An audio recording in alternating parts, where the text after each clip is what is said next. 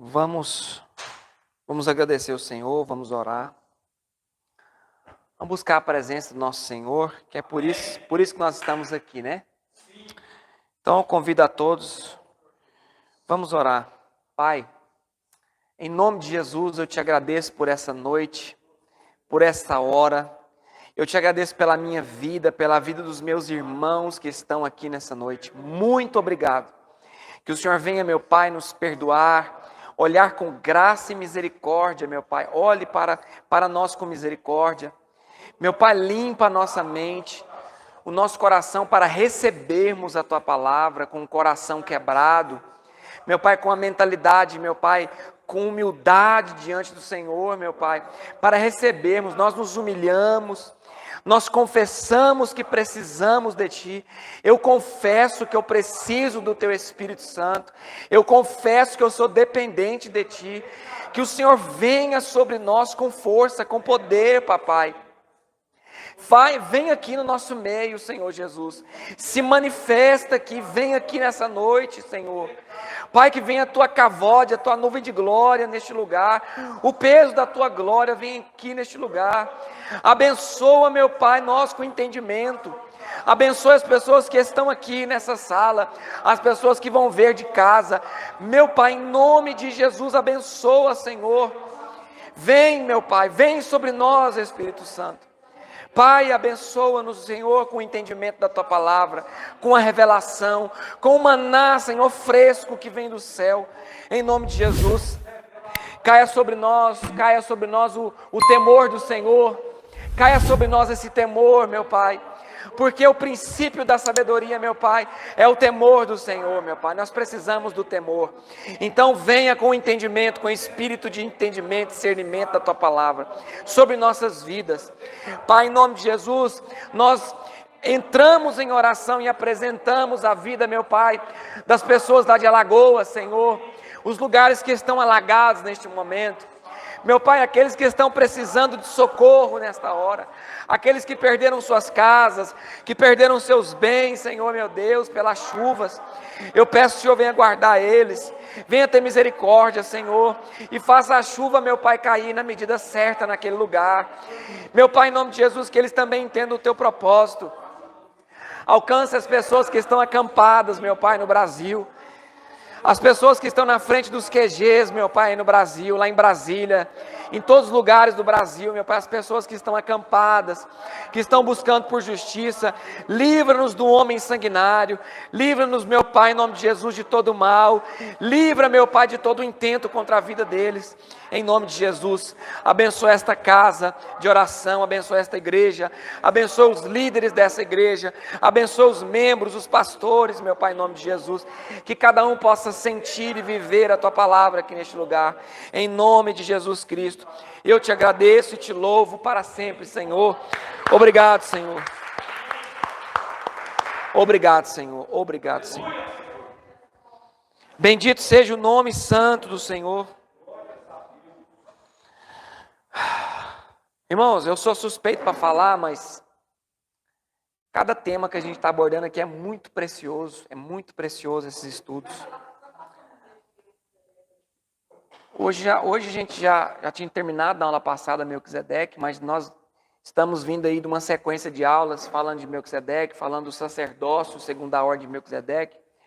Nós estamos seguindo aí uma linha de raciocínio sobre princípios de justiça, sobre o reino, sobre o sacerdócio levítico, a diferença do sacerdócio levítico e o sacerdócio de Melquisedeque. Então nós estamos tratando desses aspectos. Nós tratamos do dízimo no Antigo Testamento, nós estamos tratando do dízimo no Novo Testamento, e hoje nós vamos falar do dízimo mais à frente ainda no Novo Testamento. Nós vamos passar aqui, fazer algumas leituras sobre como eram feitas as ofertas, como que elas eram recebidas, por que elas são, como que foi instituído depois por Jesus na graça, o que está acontecendo nesse termo aí de dízimo, de ofertas, de princípios. Amém? Falamos na aula passada, terminamos aí algo que eu quero recapitular nessa noite com vocês, é o seguinte. Responde, por favor, no grupo aí. Responda no grupo aí, Thaís, por favor. Vê se eles conseguiram entrar aí. Você entrou pelo link? Entrou pelo link aí.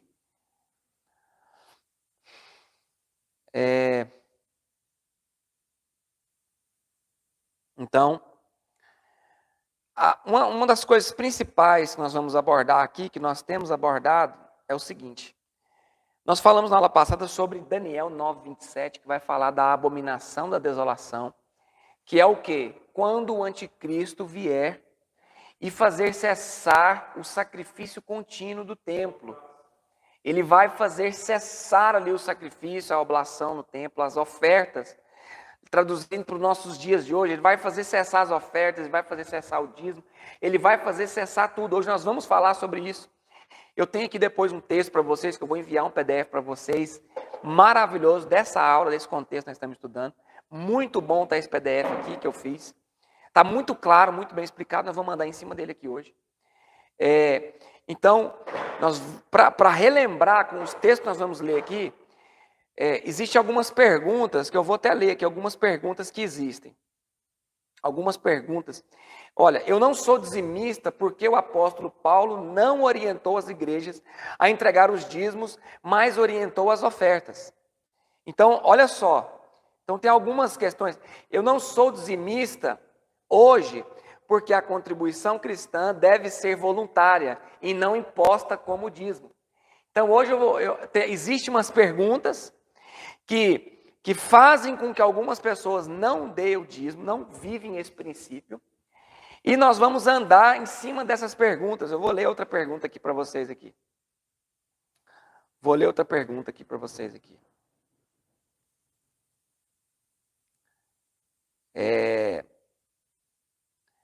Eu sou dizimista porque o dízimo faz parte da lei cerimonial. E esta foi abolida na cruz. Olha aí. São perguntas aqui que as pessoas fazem. Não tem problema as pessoas questionarem, as pessoas devem questionar. Você num estudo, você quando vai numa igreja, você tem que ter a sua Bíblia na mão, você tem que ser bereano, você tem que ser igual o povo, os bereanos, que são só a Escritura. O que é isso? Olha, você está falando da Bíblia comigo? Então me mostra na Bíblia. Então não é aqui um tanto de achismo, não é o que eu penso, não é o que eu acho, é o que está escrito na palavra. Nós vamos andar na palavra. Temos o direito de questionar? Sim, nós temos o direito de questionar. Então, um questionamento. Eu não sou dizimista porque o dízimo faz parte da lei cerimonial, da lei de Moisés. E esta foi abolida na cruz. Verdade. Verdade. É uma pergunta e essa pergunta ela é verdadeira. E a resposta, e o que ela está dizendo aqui, que ela está afirmando. Eu não sou dizimista porque o dízimo faz parte da lei. Verdade. Nós vamos andar em cima disso. Outra aqui que eu disse, eu vou ler de novo. Eu não sou dizimista porque hoje a contribuição cristã deve ser voluntária. Então hoje algumas pessoas pensam que o dízimo ou a oferta deve ser voluntária. O que é voluntário? Faço se eu quiser. Então, outra questão aqui, que eu falei, eu não sou dizimista porque o apóstolo Paulo, ou seja, nas cartas de Paulo, não orienta as igrejas a entregar dízimos. Será que não? Vamos andar em cima disso, mas orientou as ofertas. Nós que somos estudiosos da palavra, pessoas vêm até nós fazer perguntas para nós. Um dos assuntos que eu acho que as pessoas mais questionam e perguntam e debatem é sobre o dízimo. E às vezes, na maioria das vezes, os crentes não estão preparados para responder a alguns questionamentos. Alguns também não. Não é voluntária. Não é voluntária. Não tem nada voluntário para quem é escravo. Não tem nada voluntário para quem foi comprado. Não tem nada voluntário. A única coisa que foi voluntária na nossa vida, em aspas, em partes, foi a nossa entrega para Jesus. Que Ele não faz, Ele não nos empurra a isso, Ele não nos oprime a isso, Ele não impõe isso. Isso é voluntariamente. Aquele que quiser é voluntário. Vir após mim, o próximo passo do vir após mim é negue-se. O negue-se é o seguinte, eu perdi o direito de ter direito. Essa palavra negue-se a si mesmo está dizendo, não tenho mais poder sobre a minha vida. Então isso é uma das coisas mais claras que tem no Evangelho. Só que quando a gente lê às vezes lá, negue-se a si mesmo, parece que é um negue-se muito leve. Não, não é leve. Ele só está cobrando tudo de você. Ele está cobrando exatamente 100% da minha e da sua vida. Então não é um negue-se em partes, não, é negue-se, acabou, você não tem direito. Então se o dízimo, que nós vamos andar sobre isso, se alguns princípios, se ser caridoso, se ser amoroso, isso não são, isso não são vontade própria. Isso é a graça. Olha o que Jesus diz. Um novo mandamento vos dou. O que é um mandamento? Eu estou mandando você fazer. Eu estou mandando. O que é mandar? Se você já não negou a si mesmo, você não tem direito de ter direito. Vem o Cristo que comprou sua vida, comprou sua alma. Ele diz, um novo mandamento vos dou. Que vos ameis uns aos outros, assim como eu vos amo. Qual que é o direito que você tem de não amar como ele ama? Nenhum. Ah, mas eu sinto do meu coração de amar essa pessoa assim. Você está desobedecendo uma ordem direta do nosso Senhor Jesus Cristo. Então existe uma coisa muito branda, muito soft, muito light, muito Nutella no meio cristão, que parece que a gente já não é escravo. Não, nós continuamos sendo escravos. Os mandamentos de Cristo continuam valendo. Se não fosse mandamento, ele não dizia um novo mandamento. Mandamento é uma ordem expressa direta. Ah, mas eu penso, ah, mas eu acho, ah, mas eu sinto. Esse negócio de penso, acho e sinto está matando o povo evangélico. As igrejas evangélicas estão mortas por causa do que eu penso, do que eu acho, do que eu sinto. Eu senti no coração, eu pensei, eu achei. Essas 3 frases, irmão, tem que acabar. Eu sinto, eu penso, eu acho. Você não tem que sentir nada porque você não tem direito de nada. Você não tem que pensar nada porque você não tem direito de pensar nada. É o que ele falou e ponto final. Ah, mas eu penso. Como assim que você pensa? Então quer dizer que seu pensamento está acima do dele. O que está escrito na palavra? Eu bem sei os pensamentos que tenho a vosso respeito. Os pensamentos do Senhor são acima e são melhores e são mais perfeitos do que os meus pensamentos. Então, aí quando o crente fala assim, eu penso, você tem que pensar de novo. E não pensar mais. O negue-se a si mesmo tirou o nosso direito de pensar, conforme a nossa carne. Aí eu penso, aí eu senti no meu coração, você não tem que sentir no coração para orar, não tem que sentir no coração para ler a palavra, não tem que sentir no coração para vir ler Bíblia, estudar a Bíblia, não tem que sentir no coração de cultuar a Deus, você não tem que sentir. Eu não gosto, eu vou citar o nome não, vai ter um grande líder evangélico no Brasil, um dos maiores, ele vai falar assim, gente, eu não estou sentindo nada. Ele está no culto assim, fala, não estou sentindo nada, eu não estou sentindo Deus, eu não estou sentindo um arrepio, eu não estou sentindo um calafrio, mas eu vou fazer por obediência. Tem gente que primeiro quer sentir o quê? Um arrepio, quer sentir, quer ver uma asa de um anjo para fazer alguma coisa. Irmão, você não precisa ver asa de anjo. Você não precisa ter um arrepio. Você não precisa fazer assim igual, não estou criticando, mas você não precisa. Se a pessoa sentiu, glória a Deus que ela sentiu. Mas se você não sentiu nada e está esperando sentir para fazer, o que a Bíblia vai dizer? Eu não ando por vista, eu ando pela fé. Então eu não preciso ver, eu não preciso sentir, eu não preciso achar, eu só preciso obedecer.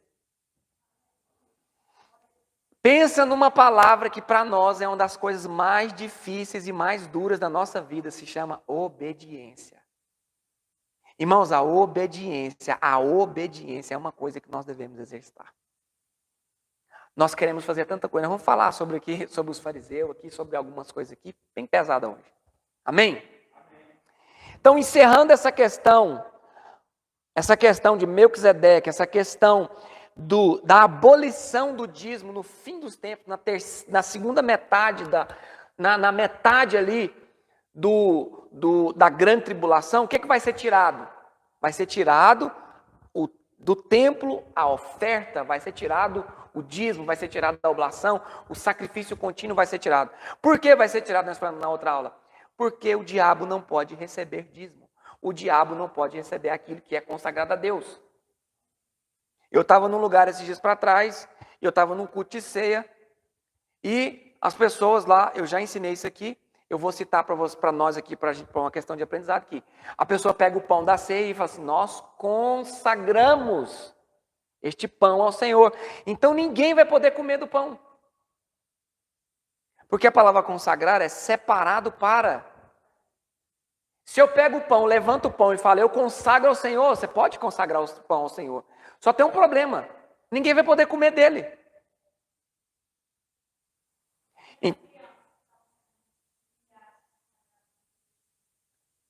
Aí tem que deixar tudo lá para servir o Senhor.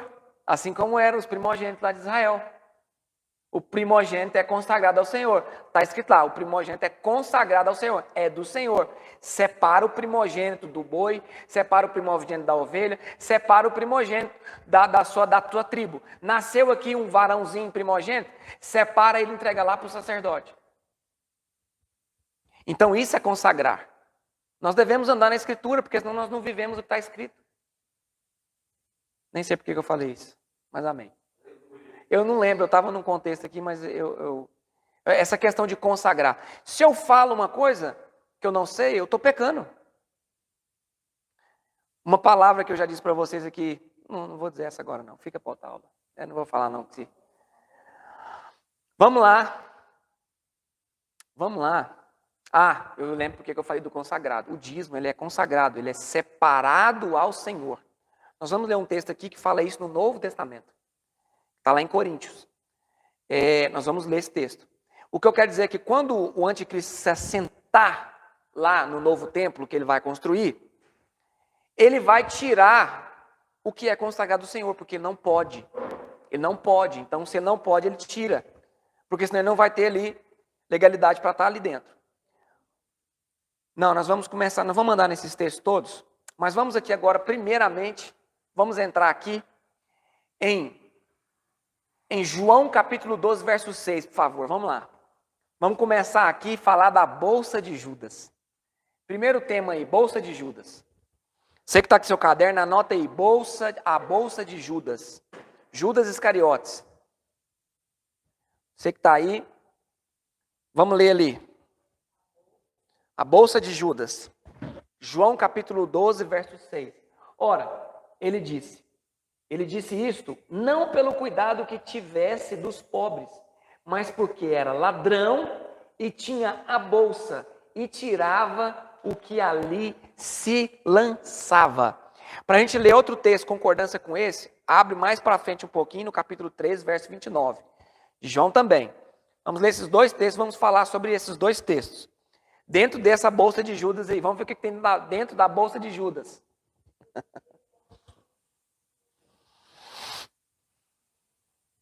O que tinha na bolsa de Judas, hein, gente?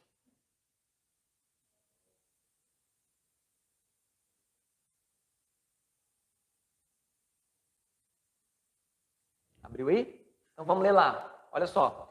Porque como Judas tinha a bolsa, pensavam alguns que Jesus lhe tinha dito, compra o que nos é necessário para a festa, ou que desse alguma coisa aos pobres. Presta atenção. No capítulo 12, ali está dizendo, naquela passagem, que a mulher quebrou ali um vaso de um alto preço nos pés de Jesus. E Judas, volta lá por favor para mim, Thaís, no 12, a partir acho que do 4 ali, vamos rapidamente para lá para a gente pegar esse contexto aí. Então olha só, então volta mais um, deixa eu ver se é aí que ela quebra. Então Maria, tomando um arretel de unguento, de nardo puro, de muito preço, ungiu os pés de Jesus e enxugou-lhe os pés com os seus cabelos. E encheu-se a casa do cheiro do unguento. Esse é o cheiro da oferta aos pés de Jesus, que enche o templo, que agrada o Senhor. Onde a oferta é depositada? Aos pés de Jesus. E a oferta, ela é algo agradável ao Senhor. Então essa mulher ali quebrou um vaso e ungiu os pés de Jesus. Próximo versículo. Então um dos seus discípulos, o famoso Judas Iscariotes, filho de Simão, o que havia de traí-lo, disse: porque não se vendeu este unguento por 300 dinheiros? 300 dinheiros significa 300 denários. O que é um denário? Um dia de serviço. Quase um ano de trabalho. Foi o que ela quebrou nos pés de Jesus. Ela pegou um ano de trabalho, quase um ano de trabalho, pegou tudo que ela trabalhou em um ano e quebrou aos pés, entregou aos pés de Jesus. Um ano de trabalho. Então, por 300 dinheiros, que são denários, que são um dia de trabalho. E não se deu aos pobres. Próximo. Ora, ele disse isto não pelo cuidado que tivesse dos pobres. Ele não tinha cuidado nenhum dos pobres. Mas porque era ladrão e tinha a bolsa. Se você tiver com sua Bíblia aberta, sublinha, tinha a bolsa. Do lado desse tinha a bolsa, você vai colocar tesoureiro. Contabilista de Jesus. O Judas era o contabilista de Jesus, ele era o tesoureiro de Jesus. Isso aqui é muito forte, meu Deus. O Senhor prepara os nossos corações para essa aula.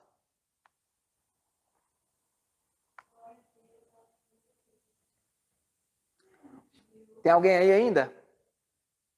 Então, o que Judas era? O tesoureiro, o contabilista de Jesus. Então, ele tinha a bolsa, mas ali, João está dizendo que ele era ladrão. Então ele se preocupava muito com o que entrava na bolsa e com o que saía da bolsa. Por quê? Porque ele tinha uma parte nisso. Então ele roubava do que estava na bolsa. E tirava o que ali se lançava. Então uma parte era dele. Não era dele, ele roubava. Amém? Isso aqui ou não? Por que eu mostrei esses dois versículos aqui para vocês? Abre lá em Lucas 8, verso 1, para a gente acabar de fechar esse raciocínio aqui da bolsa de Judas. E aconteceu depois disto, que andava de cidade em cidade e de aldeia em aldeia, pregando e anunciando o evangelho do reino de Deus. E os 12 iam com ele. Espera aí. Jesus, ele andava de cidade em cidade, de aldeia em aldeia, anunciando qual evangelho? O evangelho do reino de Deus. Ok. Quem anda de cidade em cidade, tem tempo para trabalhar, para ganhar dinheiro? Tem tempo ou não? Você está de cidade em cidade, aldeia em aldeia, pregando, sem parar, andando de um lado e para o outro, como ele fazia e como ele deixou ensinado para a gente continuar fazendo. Tem como você ter um trabalho fora para você sustentar isso? Próximo versículo. E algumas mulheres que haviam sido curadas de espíritos malignos e de enfermidades, Maria chamada Madalena, da qual saíram 7 demônios, e Joana, mulher de Cusa, procurador de Herodes. Olha aí, procurador de Herodes era uma pessoa pobre ou rica?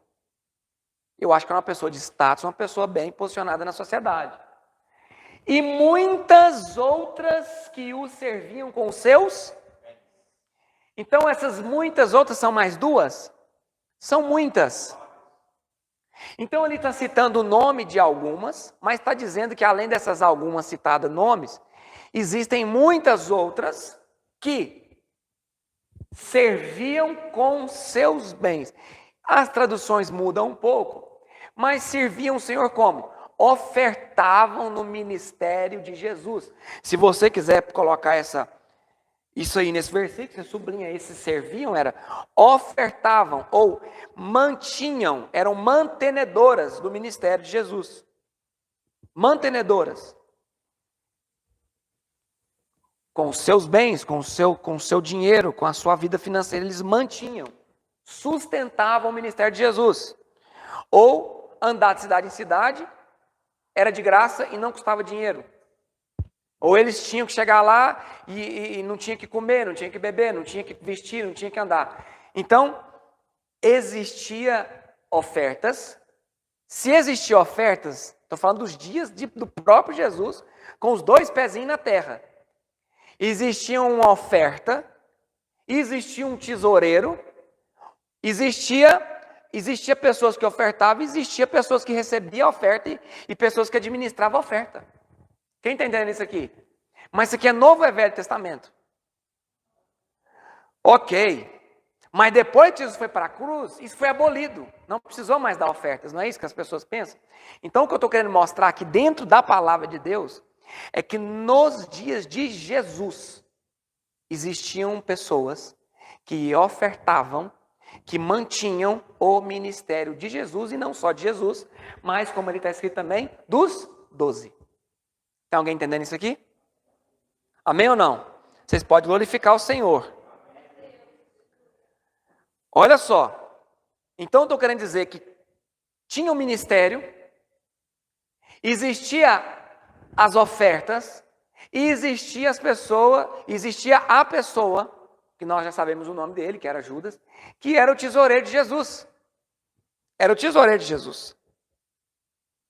Ele recebia o dinheiro e guardava o dinheiro, e ali nós entendemos, pela leitura que nós lemos, que Judas comprava as coisas, sim ou não? No texto do capítulo 13, nós não vemos isso, sim ou não? No capítulo 13, no verso 12, nós estamos vendo que ele andava com a bolsa e ele fazia as compras. Glória a Deus ou não?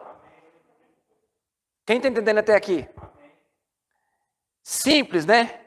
Anota esses versículos, porque isso aqui, irmão, são argumentos para você ensinar a palavra. Outra coisa, nós lemos um texto lá em Caldas, né, o evangelista?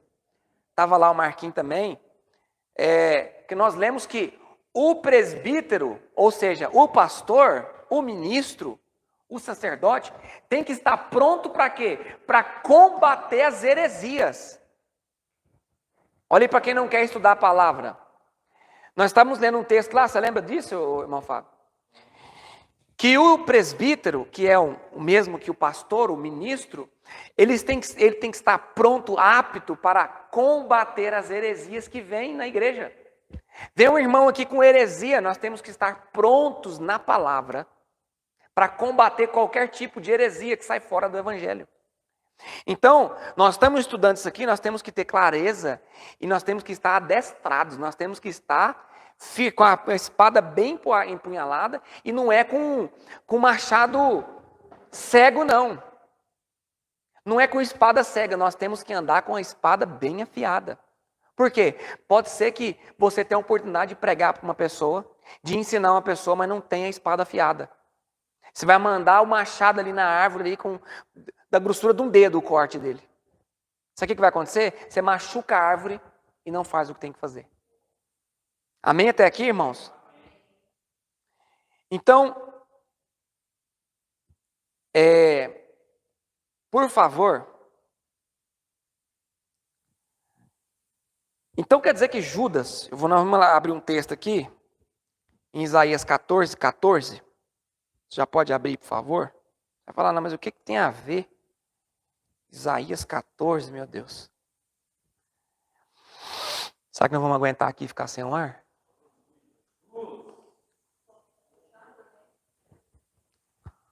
Vamos ler ali Isaías 14. Subirei sobre as alturas das nuvens e serei semelhante ao Altíssimo. Quem teve esse desejo? Alguém sabe quem? O diabo, Satanás, a antiga serpente. Ele teve um desejo, ele cobiçou ser semelhante ao Altíssimo. Ele almejou, ele teve inveja. O nome disso é inveja. O nome disso é querer poder. Ele quis poder. Hoje, nos nossos dias, Marquinhos, para me ter poder, sabe o que eu tenho que fazer? Eu tenho que deixar o poder para me ter poder amanhã. O que eu tenho que fazer hoje? Eu tenho que seguir o exemplo do meu Cristo. Qual que é o exemplo do meu Cristo? Meu Cristo se despiu de toda a sua glória. Há pessoas que querem poder. Eu não quero poder. Eu quero lavar os pés. Por que eu quero lavar os pés? Porque Jesus lavou. Porque amanhã, se eu quiser poder, hoje eu tenho que lavar os pés. O diabo ele começou ao contrário. Olha o perigo. O perigo é, eu quero uma posição, eu quero uma altura antes de lavar pé. Não tem problema nenhum você querer uma altura. Não tem problema nenhum a gente querer um status, querer subir, querer crescer de vida. Não tem problema nenhum. O problema é que nós temos que começar por baixo. Amém ou não? Eu estou citando esse versículo e também, sei que você já notou aí já, se você tiver com esse versículo aberto no seu caderno, coloca aí, altivez, coloca aí, inveja. É a palavra mais violenta. E outra palavra que você pode colocar aí, cobiça. O que coloca junto com esse versículo aqui, inveja, altivez e cobiça. Se a gente fosse pontuar hoje, qual foi o sentimento que causou a queda de Lúcifer? Qual que nós falaríamos diante desse texto? O sentimento de cobiça. Ele cobiçou o que não era dele. Então, o que despertou tudo? A cobiça. A cobiça, esse sentimento. Olha o que ele fez, olha o que ele incitou Eva. Olha o que ele fez com Eva. Ele incitou o que em Eva? Cobiçou algo que ela não podia ter. O mesmo sentimento do diabo, ele transferiu para o homem. Não sei se você está conseguindo pegar, isso aqui é muito forte. Ele tem a cobiça, ele tem um sentimento chamado cobiça de querer algo que não é dele. Isso causou a queda dele. Como ele já era caído, ele fez o homem cair do mesmo jeito que ele caiu. Almejou, desejou algo que não era dele. Tem alguém entendendo isso aqui? É tão forte isso aqui, porque eu estou falando de dízimo. E eu não posso falar de dízimo sem falar de cobiça. Porque essa 10ª parte é algo que não é meu e é algo que eu não posso tocar. Se eu pego o que não é meu, eu cobiço o que é do Senhor. Se eu cobiço o que é do Senhor, eu tenho vivendo dentro de mim o sentimento de Satanás. Eu não sei se tem alguém entendendo isso aqui. Isso aqui é muito forte.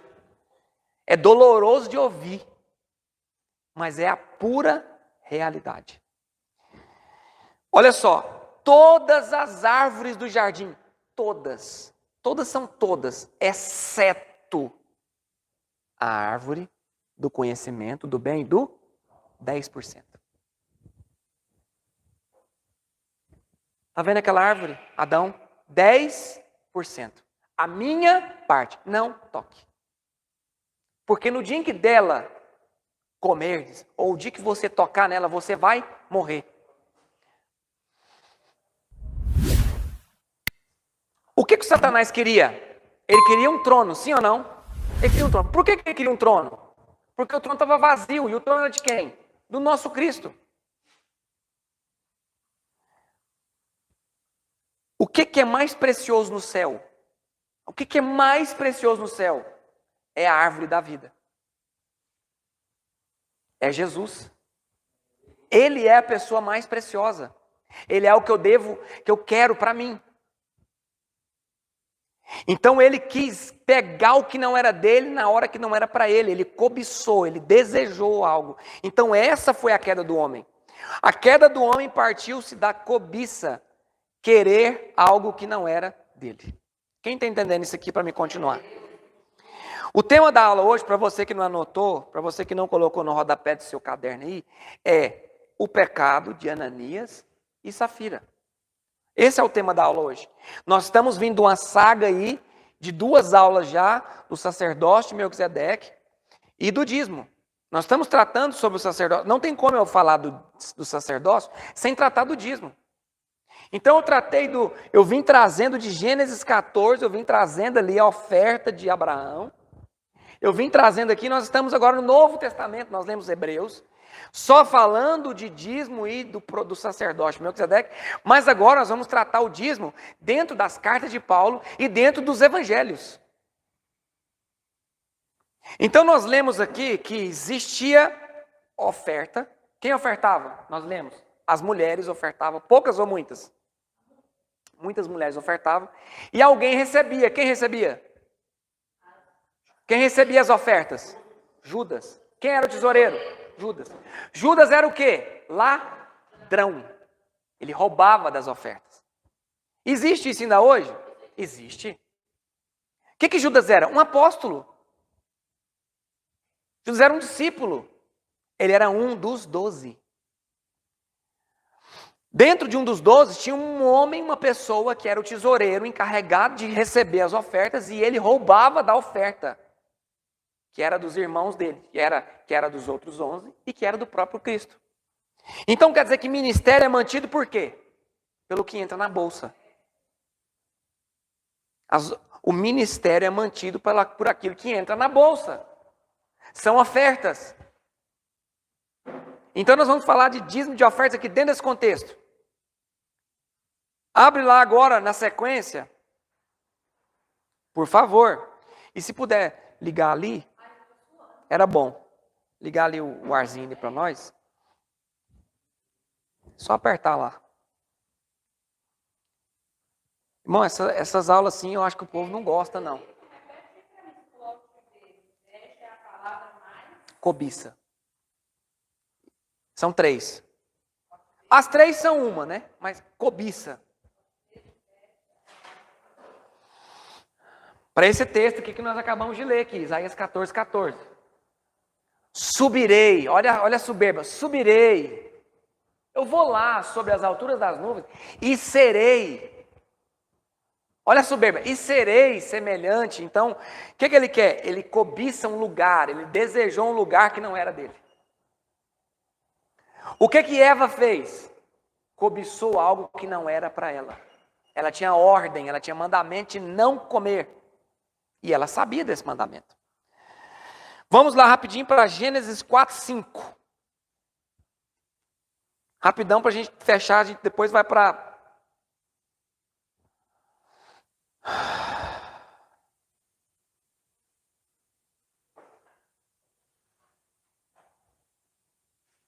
Mas para Caim e para a sua oferta, não atentou, irou-se Caim fortemente e descaiu-lhe o semblante. Por que nós estamos lendo esse versículo? Porque desde o início da vida do homem existiu oferta. Lá atrás existiu dízimo em Abraão. Então eu estou trazendo dízimo e oferta desde o princípio da humanidade. E bem aqui nós estamos, porque olha o tema, pecado de Ananias e Safira. Ananias e Safira levou o quê? Levou uma oferta. O que Caim levou aqui diante de Deus? Uma oferta. O que aconteceu com Caim? Ele levou uma oferta boa? O Senhor aceitou a oferta dele? Não aceitou nem ele e nem a oferta dele. Por quê? Por que ele não aceitou? Coloca lá em 1 Timóteo capítulo 6, verso 10. Se você, antes de passar lá para Timóteo, na sua Bíblia, quiser colocar em Gênesis 4, 5, coloca lá 1 Timóteo 6, 10 do ladinho assim, para você ter essa referência. Quando você estiver estudando a Bíblia, você vai lembrar. Na sua Bíblia, em Gênesis 4, 5, coloca lá uma notinha de rodapé. 1 Timóteo 6, 10. Você vai entender agora por que eu estou dizendo isso aqui tudo.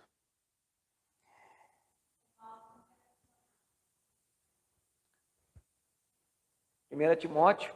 Você tem que puxar ele por aí. Puxa ele por aí, devagarinho. A hora que você vê ele aqui, você puxa ele para a esquerda. Para a sua direita, quer dizer. Abriu aí, 1 Timóteo, capítulo 6.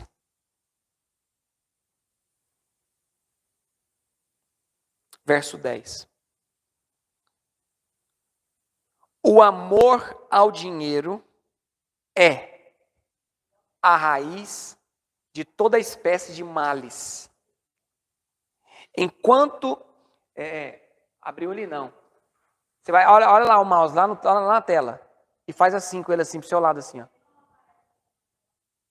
É porque a tela está estendida. Dá um ESC aí. Dá um ESC que ele vai aparecer na tela. Apareceu? Glória a Deus. 6:10. 1 Timóteo 6:10.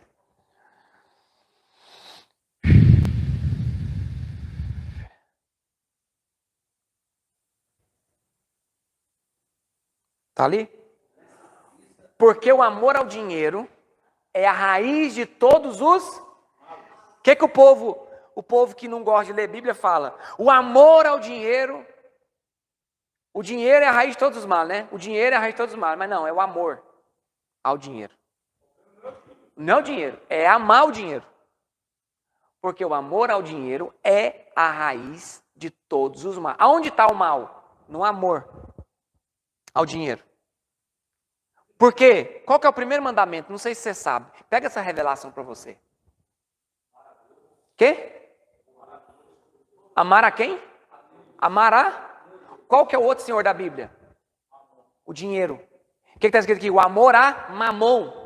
Se você quiser sublinhar dinheiro e colocar mamon no lugar do dinheiro, se você amar mamon, aí é que o povo não entende isso aqui, ó. Esse nome dinheiro, sublinha na sua Bíblia e coloca ali, mamon. Meu Deus, isso aqui é problema isso aqui. É o único outro senhor que está escrito na Bíblia. Então vamos ler conforme é. Porque o amor a mamon ficou mais pesado? Porque é isso que é. Porque o amor ao mamon, que é o dinheiro, é a raiz de todos os males. E nossa cobiça, sublinhou cobiça? O que é que eu falei lá em Isaías? Cobiça. Sublinha cobiça na sua Bíblia. 1 Timóteo capítulo 6, verso 10. Cobiça, e nessa cobiça, alguns se desviaram da fé e se transpassaram a si mesmos com muitas dores. Transpassaram a si mesmos. As pessoas que amam o dinheiro, elas se matam. Elas se destroem. O amor ao dinheiro é autodestrutivo. Ele está te matando, ele mata. Qual que é o tema da aula? Eu sei que você já está pegando já. O amor ao... O dinheiro é o mamon. Irmão, isso aqui tinha que ter uma palestra para 10 mil pessoas. O amor a mamon. Porque o amor ao dinheiro é a raiz de todos os males. E nessa cobiça, o texto ele é muito forte. E nessa cobiça. Ele está falando de qual cobiça? Pegar o que não é seu. Dentro do dinheiro que nós temos, que nós ganhamos, tem uma parte que não é nossa. Porque é errado eu usar o meu dinheiro, a minha parte do dinheiro? Não.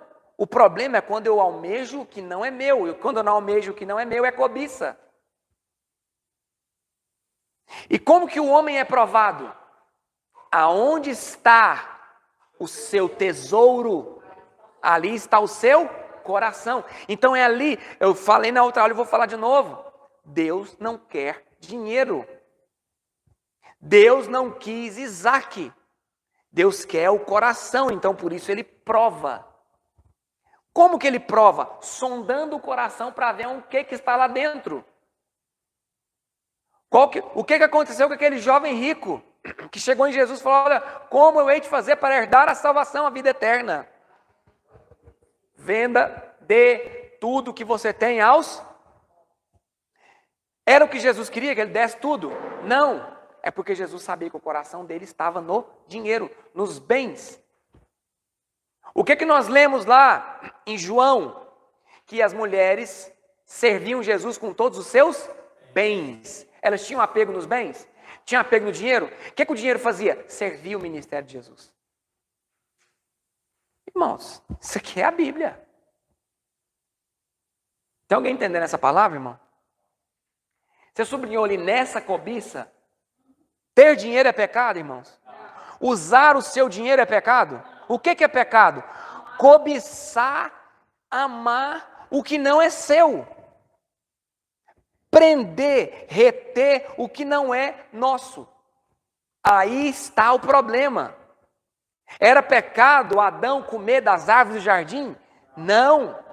mas foi a queda de todos os homens, Adão, comer de uma coisa que não era dele. Então quer dizer que de 10 partes o Senhor te pede quantas? Uma parte. Meu Deus, isso aqui é muito forte. De 10 partes o Senhor pede uma parte. Uma parte é o que o Senhor pede. E bem nessa, quantas árvores? Ele só falou uma.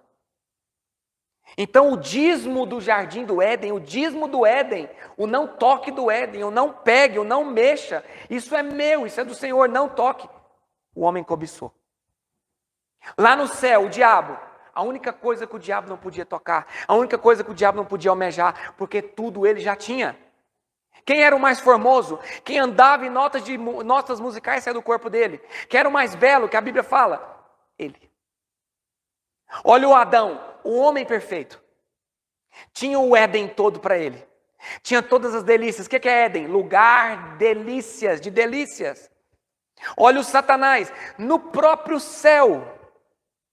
Só tinha uma coisa que ele não podia querer.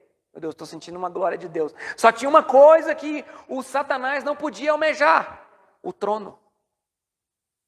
Adão só tinha uma coisa que não podia desejar e cobiçar: a árvore. Só tem uma coisa da parte do nosso salário que nós não podemos desejar: a parte que é do Senhor. Meu Pai, isso aqui é tão forte, isso aqui é tão violento, isso aqui é violento, isso aqui. Irmão, essa palavra aqui, ela entra em mim assim de uma maneira e me quebra todinho por dentro. Que glória, eu fico renovado pela palavra de Deus. Só de citar a palavra de Deus aqui eu fico renovado. Eu sei que essa palavra está entrando no coração de todo mundo aqui e já entra. O que você quer? Rapaz, você deve rabiscar essa Bíblia todinha. Uma Bíblia inteira pertence a um coração despedaçado. Uma Bíblia inteira pertence a um coração despedaçado. Uma Bíblia rabiscada e riscada pertence a um coração inteiro.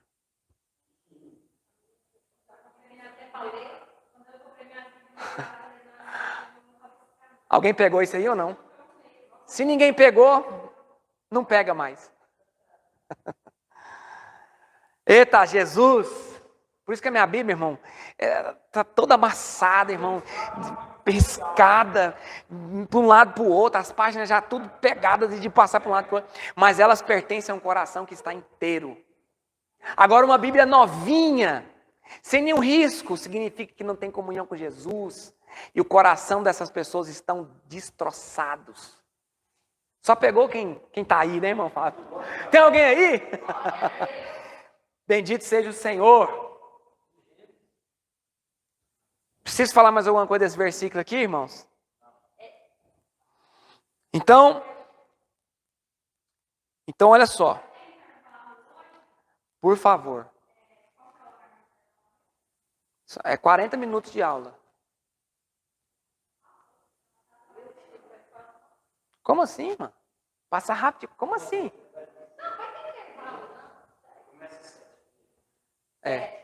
Então já passou 48 minutos. Amém. Hora que der, 1h10, igual na aula passada. 1h10. Mesmo jeitinho, né? Você para um pouquinho, volta aí a cachola para o lugar de novo. Mas só para restabelecer, igual a senhora dava aula na escola, era 45 minutos. É só para o HD voltar e esfriar de novo. Amém? Vamos continuar? Até aqui está tudo bem, irmãos? Quem tinha a bolsa? Então quer dizer que no Novo Testamento existe tesouraria? Para que vai existir tesouraria se não tem mais dízimo? Então no Novo Testamento tem tesouraria. Se tem tesouraria porque tem dízimo e oferta, sim ou não? Sim. Tem alguém aí, irmão? Então ok. O tesoureiro era de quem? De quem que era o tesoureiro? De Jesus. Mas Jesus recebe dízimo e oferta? Uai, se ele tem tesoureiro, então é porque tem dízimo e oferta. Tem alguém entendendo isso aqui? Tinha quem ofertava? Tá isso que a gente leu? Então amém. Então amém. Vamos ler aqui. Eu vou ler aqui um questionamento. Eu não sou dizimista, porque o dízimo faz parte da lei cerimonial. E esta foi abolida na cruz. Para todos os ouvintes, verdade, você não vai mais dar o dízimo que faz parte da lei cerimonial. E esta foi abolida na cruz. Ok, está totalmente verdade. O dízimo, se você quiser anotar, pode anotar. O dízimo da lei de Moisés foi abolido. Pode colocar a barra, cumprido.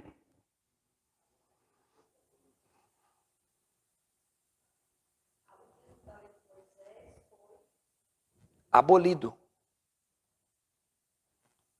Porque eu tô citando aqui questionamentos.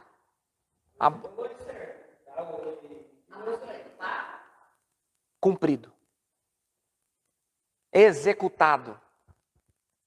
O dízimo da lei de Moisés, ele foi executado ao pé da risca.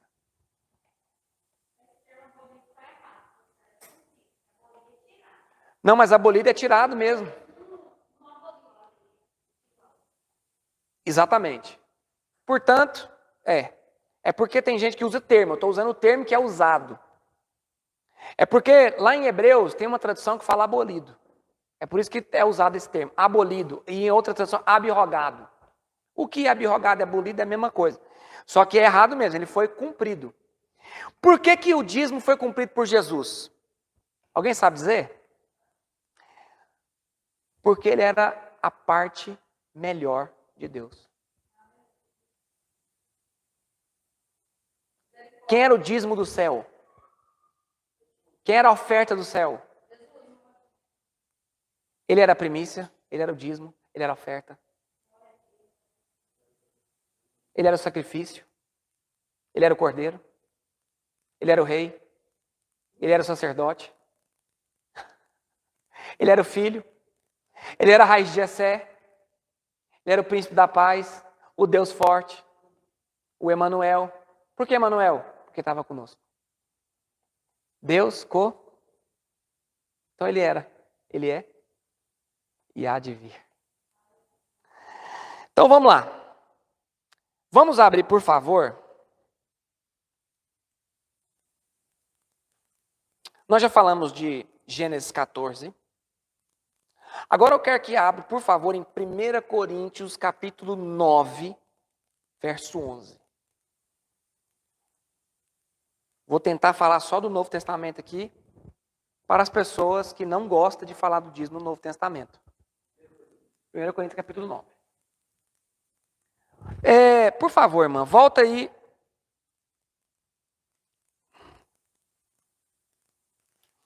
Volta alguns versículos aí. Espera aí. Mais um.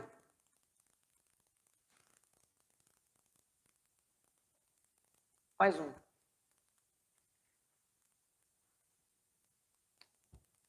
Volta do 1.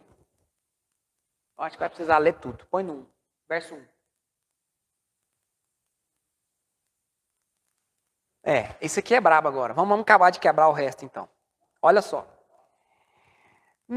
Quem está falando? Apóstolo Paulo. Não sou eu apóstolo? Não sou livre? Não vi eu a Jesus Cristo, Senhor nosso? Não sois vós a minha obra no Senhor? O que Paulo está dizendo? Ele está falando para a igreja que ele mesmo plantou. Ele está falando da igreja que ele mesmo fundou. Ele está falando para os irmãos que ele mesmo ganhou para Jesus. Alguém está aí entendendo isso aqui ou não? Próximo versículo. Se eu não sou apóstolo para os outros, ao menos o sou para vós. Por que ele está falando isso? Porque eu ganhei vocês para Jesus. Ao menos o sou para vós, porque vós sois o selo do meu apostolado no Senhor. Próximo. Esta é minha defesa para com os que me condenam. Condenam a quê? Próximo. Não temos nós direito de comer e beber? Espera aí. Quem está falando? Paulo. Falando para quem? Para a igreja. Ei, igreja, que eu mesmo preguei, que eu mesmo orei por vocês e padeci por vocês. Eu não sou apóstolo, eu não sou livre. Eu não ganhei vocês para Jesus. Ele está perguntando, será que eu tenho direito de comer e beber? Meu Deus, isso aqui é pesado, irmão. Próximo versículo. Não temos nós direito de levar conosco, esse nós são todos que estão no episcopado junto com Paulo. Ele está falando dos obreiros. Não temos nós direito de levar conosco uma esposa crente? O que ele está falando? Ele não era casado. Mas ele está falando que nós não temos, porque os outros que estavam com ele era. Então o que ele está falando assim, ó? Nós não temos direito de andar e ter uma esposa também? Eu tenho direito de comer e beber? Sim. E se eu tivesse uma esposa, como eles também têm, como Cefas tem, que é Pedro, eu também tenho direito de ter uma esposa? Ele está perguntando isso para os irmãos. Como também os demais apóstolos e os irmãos do... Isso aqui é para os católicos. Esse irmão do Senhor é para os católicos que pensa que Jesus não tinha irmão, que Maria não teve mais filhos, para deixar de ser virgem. Mas tá bom. Ela não deu conta de deixar de ser virgem quando Jesus nasceu, né? Que ela deu conta de fazer o parto sem perder a virgindade também. E depois ela teve mais filhos, né? Irmãos do Senhor. Quem que são os irmãos do Senhor? Filhos de Maria e José. Pronto. Para alguns ela continua sendo virgem, né? Mas vamos deixar isso quieto. Vamos deixar isso para outra aula, né, irmão? Amém ou não? Cefas é Pedro. Se na sua tradução tá Cefas, coloca Pedro. Pedro, o Pedrão mesmo. Então, próximo. Ou só eu e Barnabé não temos direito de deixar de trabalhar. Espera aí. Olha só, quando ele fala nós, ele citou os apóstolos, agora ele está citando ele e o obreiro dele. O obreiro de Paulo, discípulo de Paulo direto, era Barnabé. Ele está falando o seguinte, ou só eu e Barnabé não temos o direito de deixar de trabalhar. Ou seja, eu e Barnabé vamos ter que continuar fazendo tenda. Eu e Barnabé vamos ter que continuar trabalhando secularmente, que eu não gosto desse termo, mas é só para a gente entender. A gente vai ter que continuar fazendo tenda, sendo pedreiro, trabalhando fora, fazendo Uber. Nós temos que continuar fazendo isso? Só nós dois, Paulo e Barnabé, não temos o direito de deixar de trabalhar. Quem está entendendo até aqui? Está claro ou não o texto? Próximo. Quem jamais milita a sua própria custa? Ele está falando, olha, se eu não lutar pela minha própria causa, quem vai lutar por mim? Ele está falando. Ele está se defendendo do que a igreja estava acusando ele. Falando, não, eu não quero te sustentar, você tem que trabalhar. Era grave quanto isso, irmão. A conversa aqui é essa.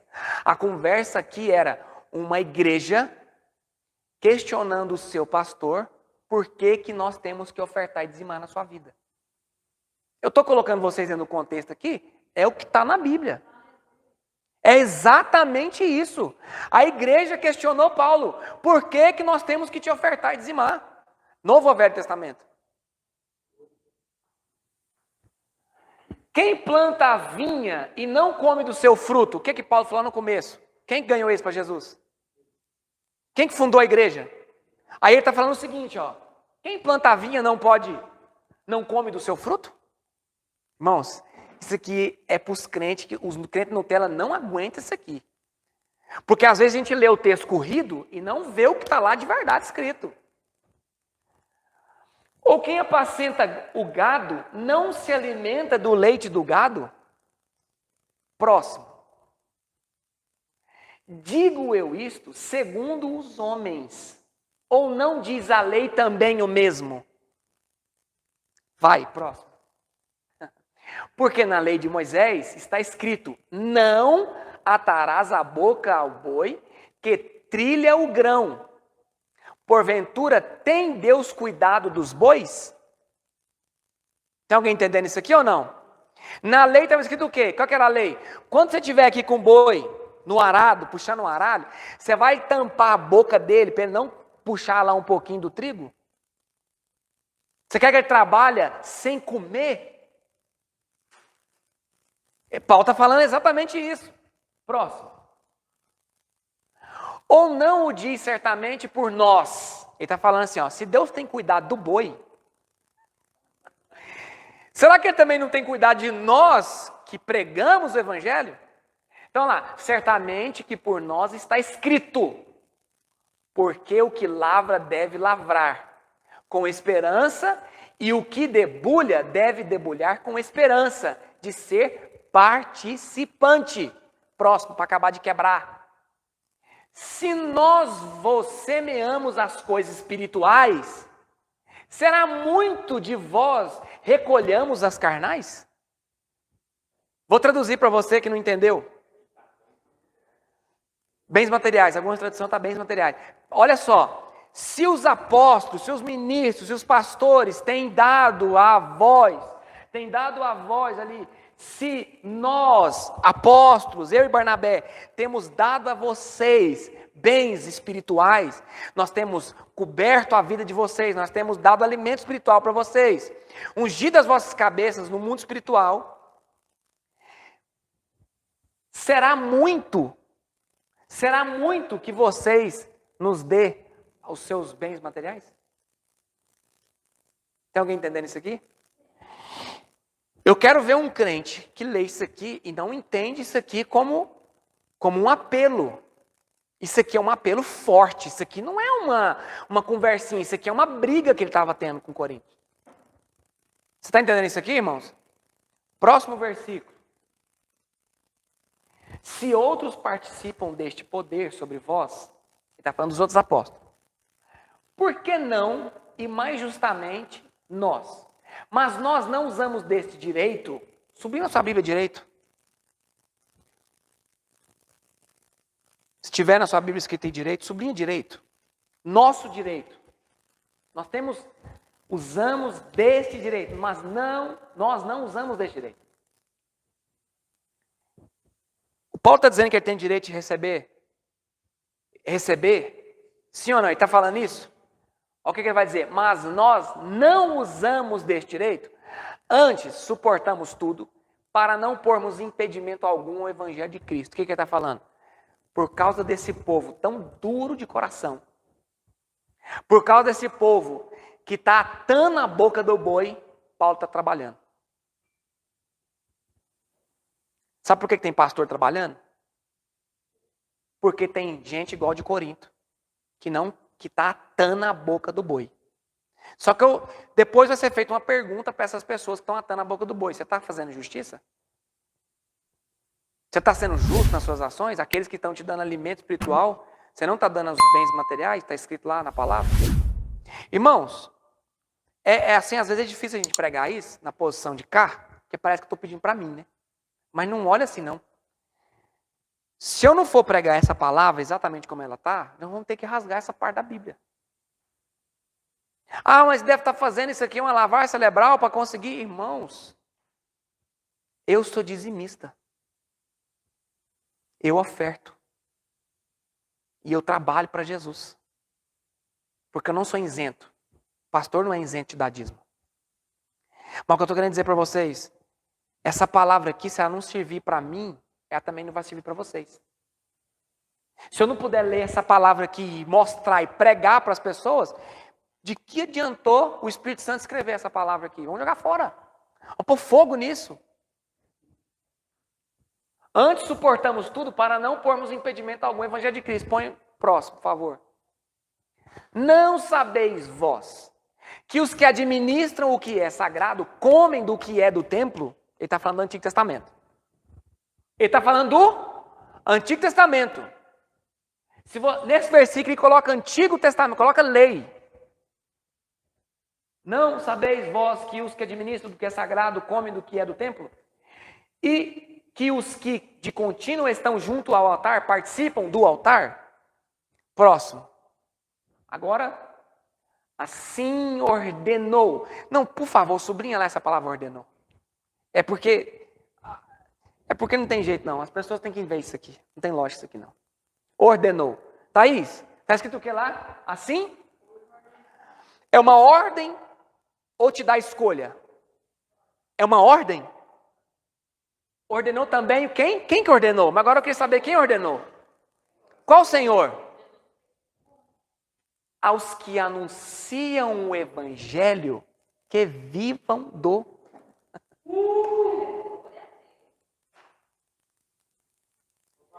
Se isso aqui não tiver claro, igual água de nascente, eu não sei mais nada da Bíblia, irmão. Eu não sei mais nada, pode voltar para o pré. Pode voltar para o pré, irmão.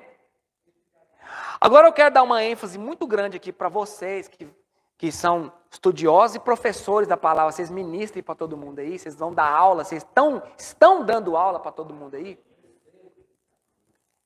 Que a pessoa vai te questionar e vai falar assim, Paulo está dando um exemplo do que era no antigo, como que os levitas eram sustentados no antigo, através de quê?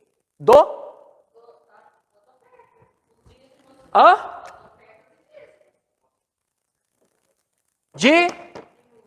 O que Paulo falou? Os que administram o que é sagrado, comem do que é do templo. O que entrava no templo era o quê? Dízimo. Sim ou não? Agora, na nova aliança, Jesus ordenou, assim tam. Então, como que é também se não tem mais dízimo? Não, o dízimo cessou. Mas então tem que anular esse versículo, assim ordenou também. Os da antiga aliança não comiam do altar, que era o dízimo? E o que Jesus ordenou? Também. Assim? Também. Assim como? Assim como era para os levitas. Assim também. O Senhor, aos que anunciam o evangelho, que vivam. Como que os levitas viviam? Do dízimo. Alguém tem dúvida que os levitas viviam do dízimo aqui? Está escrito na Bíblia que o dízimo era para os levitas? Está escrito ou não? Então, assim também.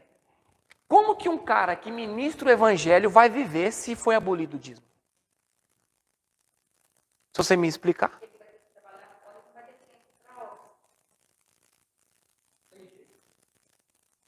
Tem como?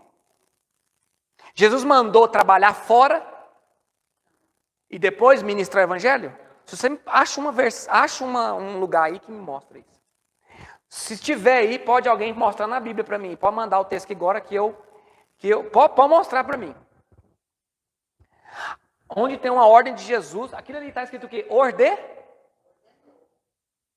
O primeiro versículo aqui que eu li, primeiro que a gente leu, que está falando lá em João, que está falando que Jesus pregava, não, é Lucas 8, que Jesus andava de aldeia em aldeia, de cidade em... Tem como você ter um serviço hoje, de ministrar o evangelho assim, do jeito que Jesus fazia lá, como ele ordenou os que vivem do evangelho? Tem como você trabalhar lá na Coca-Cola? Não, se tiver, você me fala. Se tiver, você me explica como que é. Não, o Fábio agora vai de cidade em cidade pregar o evangelho. Vamos arrumar um patrão para ele que... Se tivesse, depois vocês me explicam, porque talvez eu não alcancei esse nível de entendimento ainda. Se tiver, irmão, eu estou aqui para aprender também. Se alguém quiser me mostrar se tem outra maneira de pregar o evangelho e viver do evangelho desse jeito aqui, vocês me ensinam. Eu quero aprender. Eu estou aqui para isso, eu sou submisso, eu preciso aprender também. Eu não sei tudo.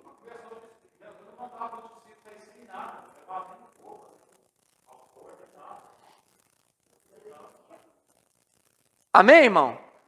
Eu estou sendo muito rude demais? Porque eu acho que até agora eu só citei a palavra. Nós estamos andando na palavra, na Bíblia. Bíblia, versículo em cima de versículo, assim, ó. Amém ou não? Ficou clara essa questão? Para vocês explicar, isso aqui é um texto chave, muito chave para vocês explicar isso. Na palavra. Porque eu tenho certeza que gente questiona vocês e fala assim, ó, por que pastor tem que receber dízimo? Por que existe dízimo ainda se ela foi abolida? Não, então, você vai ter que mostrar esse texto aqui, ó. Assim ordenou também o Senhor. Amém ou não? Como que eles vão viver do evangelho se o dízimo foi abolido? Depois vocês pedem para essas pessoas que questionam explicar. Você só pede para explicar. Põe lá agora, por favor, em Mateus 23. Eu falo um negócio para vocês, viu, irmão? Eu fico muito triste por a gente ter que pregar para crente. Eu fico muito triste, nós estamos muito atrasados.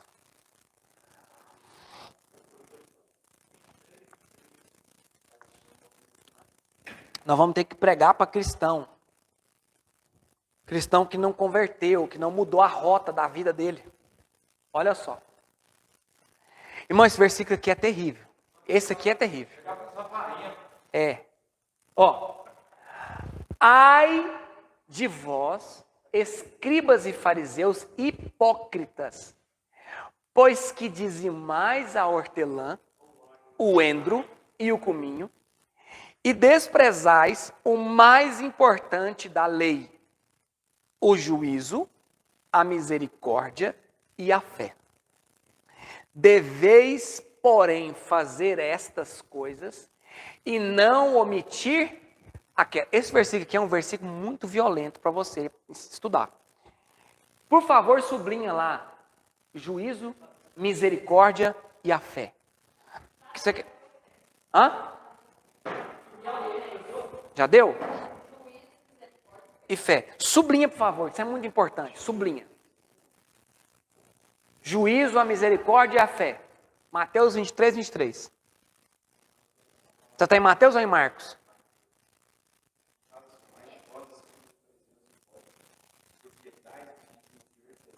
Uhum. Uhum.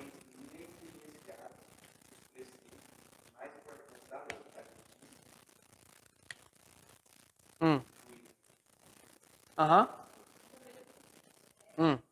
A misericórdia e a fé. Sublinha esses três. Ai. Ai. É ai mesmo. Agora, se eu tivesse que meu laser aqui, então o que ele está falando? Olha, o mais importante da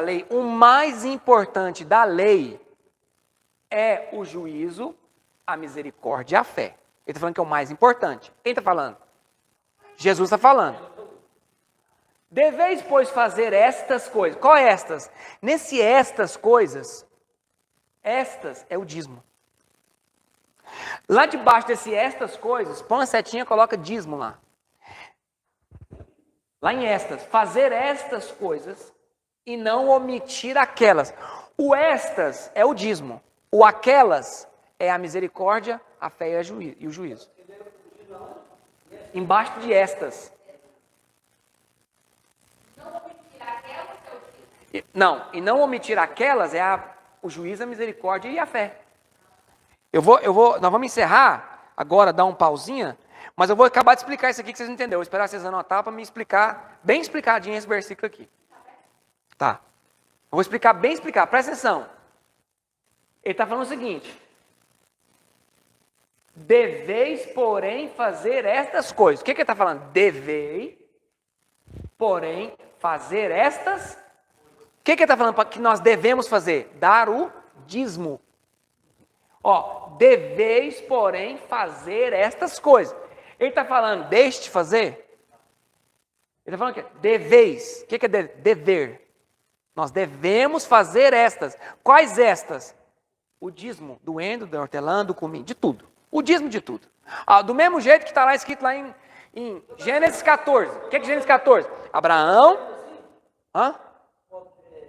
Devemos, porém, dizimar e não pedir aquela. Exatamente. Ó, o que Abraão fez? Deu o dízimo de tudo. Jesus está dizendo o seguinte: deveis, porém, fazer essas coisas. Quais essas coisas? Dar o dízimo de tudo, mas não omitir, ou seja, não dar, deixar de dar o quê? Justiça ou juízo, misericórdia e a. Não adianta também eu só dar o dízimo e não ser justo, e não ser misericordioso, e não andar em fé. Quem está conseguindo entender isso aqui? Porque os fariseus, dessas coisas, a única coisa que eles faziam era dar o dízimo. Mas não eram misericordiosos, não eram justos e não tinham fé. Eles não praticavam justiça. Não. Está entendendo isso aqui ou não?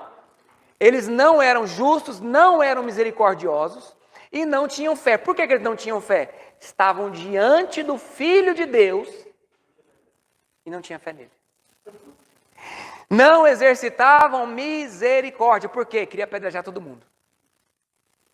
E não eram justos. Por quê? No dia que eles levaram a mulher, que estava em adultério, quando eles levaram a mulher, o que ele fez? Não levaram o homem. Então eles não eram justos. Justo seria se eles levassem os dois. Isso era justiça. Como eles não eram justos, não operaram misericórdia e não tinham fé, Jesus falou: vocês só dão o dízimo. Vocês não são misericordiosos, nem têm fé, nem são justos. Presta atenção. Dentro desse texto aqui que a gente acabou de ler, agora pode abaixar agora aí o microfone, o meu volume.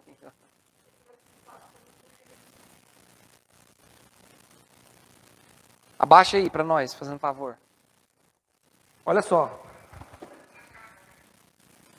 Ai de vós, escribas e fariseus hipócritas, pois que limpais o exterior do copo e do prato, mas o interior está cheio de rapina e de intemperança. Ele está falando que eles faziam as coisas exteriores. O que é as coisas exteriores? Davam o dízimo para todo mundo ver que deu o dízimo. Mas as coisas interiores, que era a misericórdia, fé e a justiça, eles não praticavam. Amém? Glória a Deus. Eu vou fazer uma leitura aqui. Volta lá no 23, por favor, Thaís. 23. Grava esse versículo na sua cabeça. Mateus 23. É facinho de gravar. Ó, se estamos, presta atenção na leitura, se estamos desobrigados do dízimo, eu vou dar esses textos para vocês, viu? Se estamos desobrigados do dízimo, por ser da lei, deveríamos também estar desobrigados desses outros preceitos da lei. Ou seja, a justiça, a misericórdia e a fé. Não são da lei? Elas são preceitos da lei. Justiça, fé e misericórdia são da lei. Se eu desobrigo, se eu não preciso mais dar o dízimo, então eu automaticamente não preciso mais ser misericordioso, não preciso mais ser justo e não preciso mais ter fé.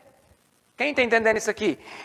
Para as pessoas que entendem que não é necessário mais dar o dízimo, que ele foi desobrigado, eu também, porque ele é da lei, então eu deixo de fazer tudo o que é da lei. Exemplo, não matarás, não adulterarás. Não é da lei?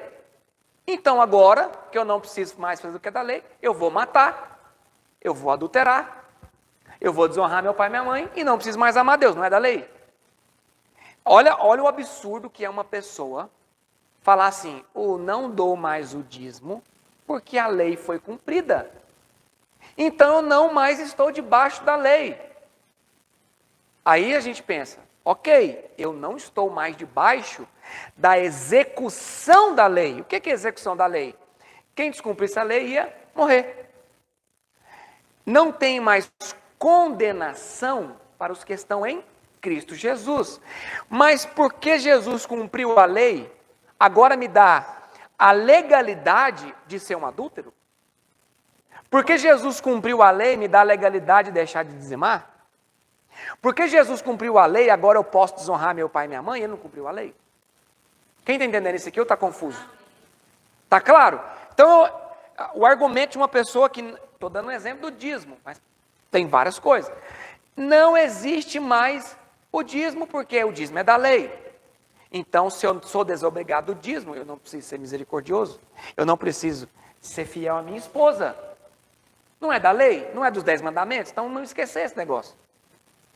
Vamos esquecer isso. Fazer justiça com o caído, com o pobre. Isso não é da lei? Não. Já foi cumprida. Jesus já cumpriu. Agora eu vou fazer o seguinte: quando eu ver um pobre caído lá, eu vou dar um chute nele e vou embora. Porque é da lei. Quem está compreendendo isso aqui? Então, olha o absurdo da pessoa falar: nós já explicamos aqui que o dízimo não é da lei, mas o dízimo é da graça, que o dízimo veio antes da lei, e que o dízimo vai também após a lei, que está em Cristo, que é o sacerdócio. Só isso aí já derruba tudo. Só o fato do sacerdócio de Melquisedeque já derruba todos os argumentos. Porém, para a gente continuar estudando e entendendo mais a fundo o que é isso, nós temos que entender que não é porque Jesus cumpriu a lei que agora eu vou descumpri-la. Faz sentido? Faz sentido então que Jesus então foi fiel, ele cumpriu, ele foi fiel, agora não precisa ser mais, porque é graça? Não. Jesus está falando para os fariseus o seguinte: vocês estão limpando a borda do copo e por baixo do prato. A lei. Agora na graça, você tem que limpar por dentro do copo. Agora na graça, você tem que limpar dentro do prato. Quem está entendendo isso? Olha na lei. Vocês cumpriam a lei, não cumpria? Aquele que for pego em adultério será apedrejado, não é? Agora eu vos digo, se você pensar, onde é o pensamento, dentro ou fora do homem? Limpa o copo, por dentro. Limpa o prato, por dentro. Põe lá no verso 24. Olha a lei, ele cumpriu a lei. Não, era nesse? Ou era no 23? Qual que era que eu acabei de ler agora? 25, era o 25, era. Olha lá, ai de vós, escribas, fariseus hipócritas, pois que limpais o exterior. Pois que limpais o exterior do copo e do prato, mas o interior está cheio de rapina e intemperança. Jesus vem, a graça vem para limpar o interior. O exterior vai ser limpo na transfiguração, na glorificação do corpo. Eu quero ver qual de nós aqui é limpo por fora. Se a gente fosse limpo por fora, Jesus não precisava lavar as nossas mãos, os nossos pés. Quem está entendendo isso aqui? A mão e os pés estão externos. Mas Jesus falou assim, ó. Aí Pedro falou assim, ó. Me lava então todo. Jesus falou assim, não, Pedro. Vocês estão limpos pela palavra que vos tenho falado. Agora as mãos e os pés são o que toca o mundo. E o mundo é sujo. Então enquanto a gente está na terra, nós somos sujos exteriores. Mas a palavra tem nos limpado e nos lavado interiormente. Por quê? Porque eu pratico a fé, porque eu pratico a misericórdia, porque eu pratico a justiça. Quem entendeu isso aqui, irmãos? Então quer dizer que pelo fato de Jesus ter cumprido a lei, me dá direito de descumpri-la? Então quer dizer que o dízimo não é da lei? Ele é da lei? Eu posso deixar de dar o dízimo porque é da lei? Não posso. Porque senão também posso adulterar. Porque senão também posso matar. Quem está compreendendo isso aqui? Eu posso desonrar meu pai e minha mãe. Eu posso fazer tudo o que eu quiser, porque Jesus já cumpriu tudo. Essa é a graça que alguns pregam. Essa é a graça que alguns entendem. O que eles entendem? Jesus já cumpriu tudo, eu posso fazer o que eu quiser, do jeito que eu quiser, que agora já está tudo feito. A graça barata, exatamente. Não, a graça ela me constrange a limpar o copo por dentro. Abraão teve o desejo, que nós lemos o texto, deu a Abraão o dízimo. Qual que era a lei de Levi? Tinha a ordenança de tomar os dízimos. Essa é a lei. A lei toma, a graça, agora eu dou. Por que eu dou? Porque sai de dentro, o copo está limpo por dentro e não só por fora. Tem alguém aí, irmão? Vamos para outro texto? Eu sei que vocês gostam dos textos. 1 Timóteo, capítulo 6, verso 7. 1 Timóteo. Bendito seja o Senhor. 1 Timóteo 6, 7.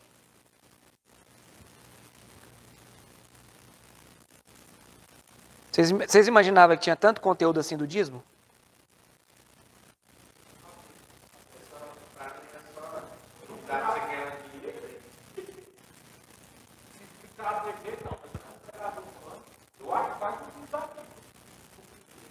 Tem muita coisa. Olha só. Porque nada trouxemos para este mundo. O que nós trouxemos para o mundo? Nada. E manifesto é que nada podemos levar dele. Nada podemos levar do mundo. É preciso deixar claro que o dízimo não é uma questão meramente financeira. Trata-se do reconhecimento de que tudo o que existe é de Deus. Não trouxemos nada para o mundo, nem nada dele levaremos. Somos apenas mordomos de Deus e no exercício desta mordomia devemos ser achados fiéis. Põe lá em 1 Coríntios capítulo 4, verso 2, por favor. 1 Coríntios 4, 2. 1 Coríntios. Louvado seja Deus. 1 Coríntios 4:2. Essas aulas estão acabando muito rápido. Parece que eu estou correndo contra o tempo aqui. Vamos lá. Show? Além disso, requer-se dos mordomos que cada um se ache fiel. Então, peraí. Vamos entender um negócio aqui. O mordomo é dono? Ele é mordomo. O que o mordomo faz? Administra. O fato dele ter o direito de administrar faz dele dono? Então, o que eu tenho que fazer? Eu tenho que ser fiel na minha administração. Eu tenho que ser fiel. Se não é meu, eu administro o que não é meu. Vem Jesus e entrega para nós os bens, entrega para nós os talentos, entrega para nós a saúde, entrega para nós o salário, entrega para nós tudo. O que eu tenho que fazer como mordomo? Ser fiel na administração. O dízimo, mais do que um valor, é um emblema, é um sinal de fidelidade a Deus e confiança em sua providência. A entrega dos dízimos é uma ordenança divina. Não temos licença para retê-lo, subtraí-lo, nem administrá-lo, porque tem gente que quer administrar o dízimo. Tem gente que quer subtrair. Nós não temos o direito de reter o dízimo. Nós não temos o direito de subtrair do dízimo. E nós não temos o direito de administrar o dízimo. Exemplo, vou pegar o dízimo aqui, vou fazer um investimento na bolsa com ele, para ele render, para depois eu entregar. Não, vou aplicar isso aqui, vou comprar um bezerro, para esse bezerro virar uma vaca, e para essa vaca, irmão, o dízimo, entrou o seu 100%, que não é seu, entrou o 100% que não é seu, você separa ao Senhor o que é dele e entrega. Não retém, não administre ele e não subtrai dele. Subtrai dos 90, administre os 90, retém os 90, você pode guardar os 90. Você pode pôr um pouco na poupança, um pouco no Tesouro Selic. Tesouro Selic não, é Tesouro Nacional. Faz o que você quiser com esses 90, com sabedoria, porque também não é o que quiser também não, porque não é seu. Tem alguém aí, irmãos? Eu não sou dizimista porque hoje a contribuição cristã deve ser voluntária e não imposta como dízimo. Não é. Alguns pregadores defendem que temos duas contribuições na palavra de Deus. Uma compulsória e outra voluntária. A contribuição para o governo é sempre compulsória, mas a contribuição para Deus é sempre voluntária. Será? Jesus disse, dai, pois, a César o que é de... e a Deus o que é de... Mateus 22:21. Ai, meu Deus do céu. O povo inventa muita coisa. Viu? Vou sentar aqui. Mateus 22:21.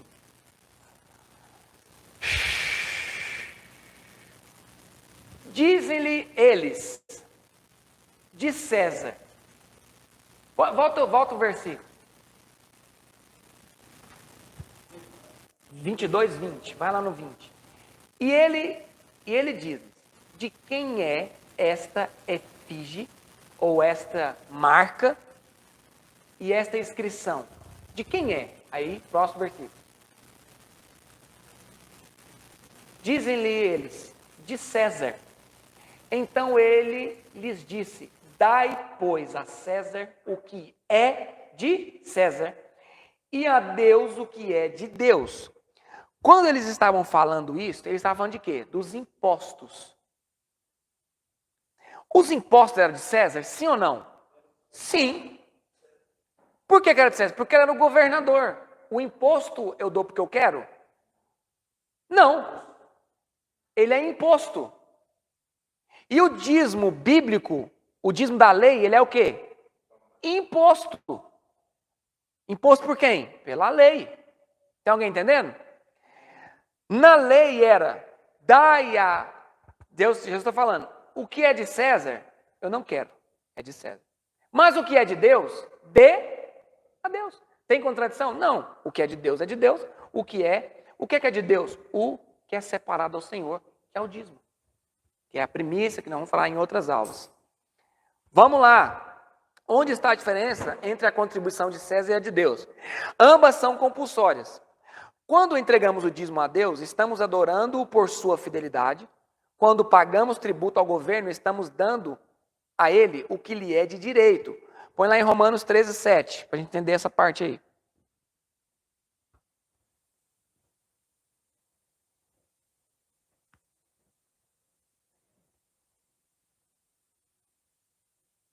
Abriu lá?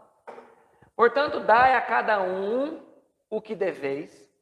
A quem tributo? Tributo. A quem imposto? Imposto. A quem temor? Temor. A quem honra?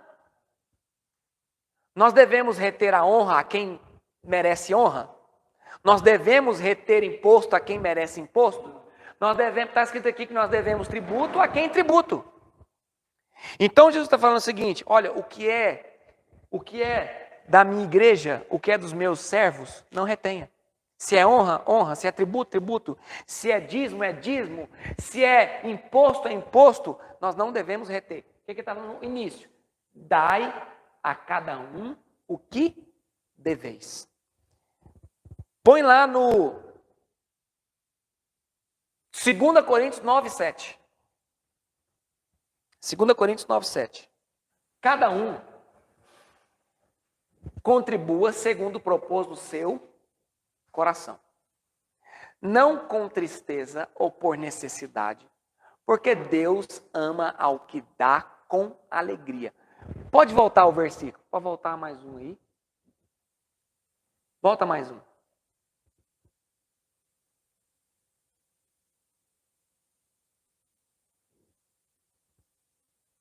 Volta mais um.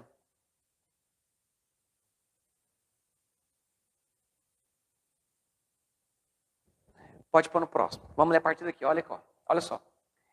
Mas enviei estes irmãos para que a nossa glória acerca de vós não seja vã nesta parte. Para que, como já disse, possais estar prontos. Prontos para quê? Próximo. A fim de, se acaso os macedônios vierem comigo e vos acharem desapercebidos, não nos envergonharmos, nós, para não dizermos vós, deste firme fundamento de glória. Próximo. Portanto, tive por coisa necessária exortar estes irmãos, para que primeiro fosse ter convosco, e preparassem de antemão a vossa, se na sua Bíblia está diferente, se está bênção, se não está bênção, isso aqui é preparar a vossa oferta. Generosidade, isso aqui é oferta. Se você não tiver, sublinha aí, coloca oferta. Coloca contribuição. Pode colocar contribuição que condiz direitinho com os versículos seguintes. Coloca contribuição ou oferta. Coloca os dois, contribuição e oferta, que é a mesma coisa. É porque a gente às vezes lê e diminui a ênfase do texto.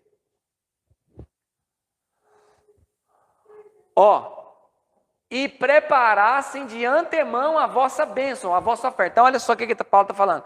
Prepara antes, já se organiza antes na oferta. Já antes anunciada. Para que esteja pronta como bênção e não como... Como? O que é avareza?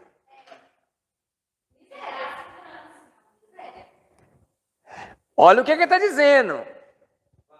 É para dar uma bênção. Bênção não pode ter junto com a oferta. Eu dou? Como é que é o nome da aula hoje? O pecado de Zafira. Eu estou dando. Mas eu estou dando assim, ó. O que significa avareza? Apego excessivo ao dinheiro. Então, peraí. Paulo está dizendo, preparem a vossa oferta. Mas prepara ela como uma bênção, não com avareza. Próximo. E digo isto, que o que semeia pouco também ceifará. E o que semeia em abundância, próximo. Cada um contribua, olha lá, contribua. Paulo está falando de quê? Contribuição. Está falando de oferta, falando de eu dou, eu estou doando, eu estou dando algo. Segundo propôs no seu, isso aqui é dízimo? Isso aqui é oferta. Esse segundo propôs ao seu coração é com avareza ou sem avareza? Agora, peraí.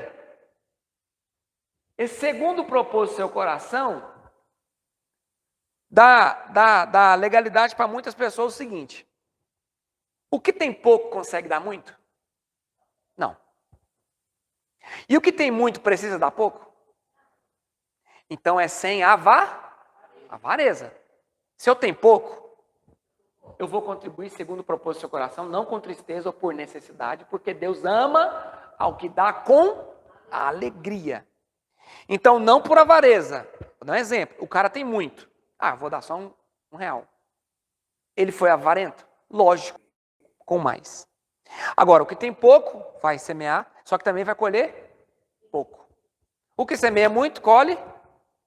É o verso anterior. O que semeia pouco, colhe pouco. Só que é o seguinte, se eu tenho pouco, eu não tenho condição de dar muito. Mas não quer dizer que eu dei pouco e eu vou colher pouco. Porque Deus multiplica conforme o quê? Conforme o coração. Isso é conforme o coração. Porque qual foi a maior oferta que Jesus recebeu lá nos dias de Jesus? A oferta da viúva. Ela tinha pouco, deu pouco, mas foi para Jesus a maior. Quem está entendendo? Agora, os outros que estavam lá, que eram ricos, deram pouco, deram um dinheiro lá. Jesus achou que aquilo era muito? Não, porque foi com avareza. Quem está conseguindo entender isso aqui? Esse texto é explicando aquele texto de Jesus lá. Então aquela mulher deu pouquinho, mas ela vai colher muito. Pelo pouco que ela colheu, pelo pouco que ela plantou. Aqueles que eram ricos e deram até muito, como eles deram com avareza. Está entendendo isso aqui ou não? É claro, esse texto aqui é claro. Próximo versículo. E Deus é poderoso para fazer abundar em vós toda a graça, a fim de que, tendo sempre em tudo toda suficiência, abundeis em toda boa obra. Olha o que esse texto está falando. Deus é poderoso para fazer abundar em vós toda a graça. Ou seja, está falando assim, o favor que eu vou dispensar para vocês vai ser abundante. Está conseguindo entender? Quem que faz isso? Quem tem poder para fazer isso? Deus é poderoso para fazer. Então, quando eu dou, mesmo que seja pouca, a minha oferta é pouca, Ele é poderoso para fazer abundar. É forte isso aqui, né, Marquinhos? A fim de que, tendo sempre em tudo, toda a suficiência. Ou seja, o Senhor quer que tudo na sua vida seja suficiente. Não vai faltar em lado algum. Porque as pessoas têm como dinheiro prosperidade. Prosperidade é ausência de necessidade. Se eu tenho ausência de necessidade, eu tenho o suficiente. Eu tenho o suficiente. Na saúde, suficiente. Eu tenho tudo. Porque isso é prosperidade. Prosperidade é quando o Senhor, você não tem ausência de necessidade. Eu tenho ausência de necessidade, então eu sou próspero. Abundez em toda boa obra. O que Jesus está falando? Que ofertar é uma boa obra. Sublinha aí, boa obra. Coloca aí, oferta é uma boa obra. Já deu, irmã?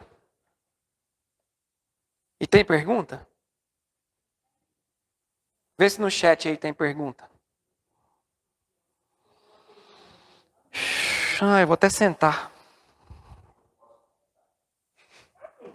Irmãos, nós temos aqui um material aqui, bastante coisa para falar ainda, sobre ofertas de dízimo no Novo Testamento, que a gente vai ver se a gente vai passando nas próximas aulas. E agora a gente vai entrar nas perguntas.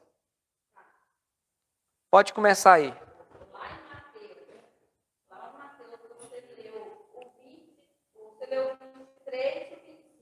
O 24 eu não entendi, porque eu li sozinha. Mateus 23. O 24 aí, traduz ele para mim, que eu não entendi não. Fala do mosquito, do camelo. Ai de vós, escribas e fariseus, no 23. Hipócritas, pois que dizimais a hortelã, o endro e o cominho, e desprezais o mais importante da lei, o juízo, a misericórdia e a fé. Deveis, porém, fazer estas coisas, que é o dízimo, e não omitir aquelas, que é a lei, o juízo e a misericórdia. No verso 24.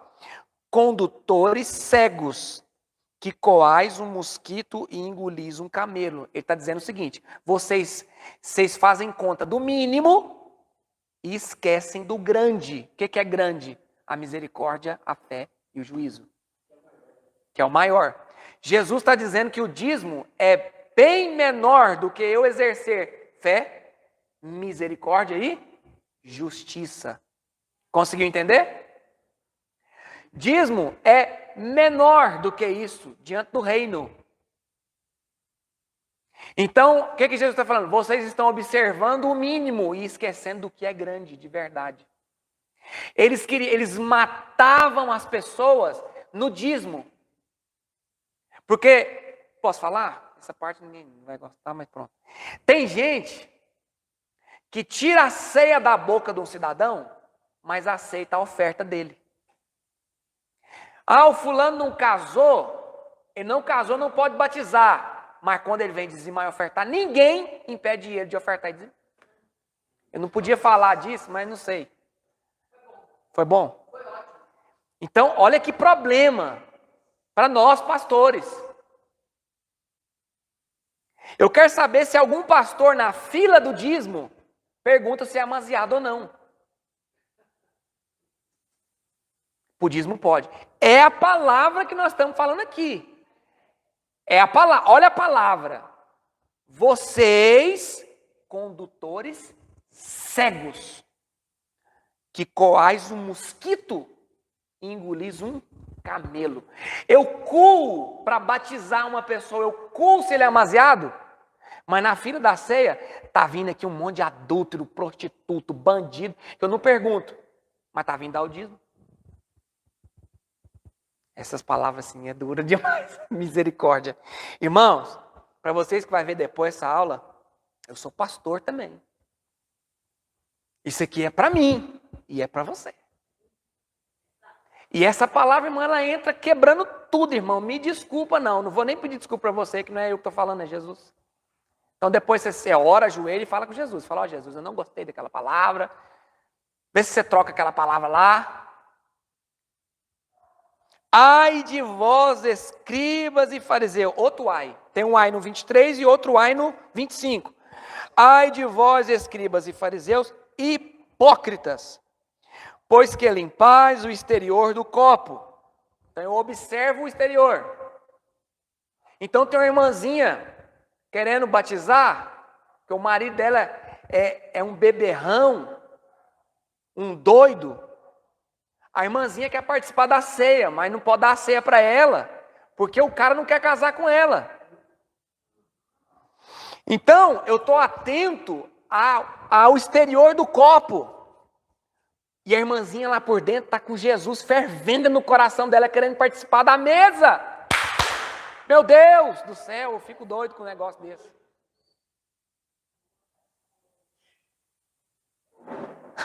A irmãzinha está com o copo limpo. E os fariseus coando um mosquito e comendo um camelo. Tem alguém entendendo isso aqui, irmão? Que limpais o interior está cheio de rapina, mas que o interior está cheio de rapina e de intemperança.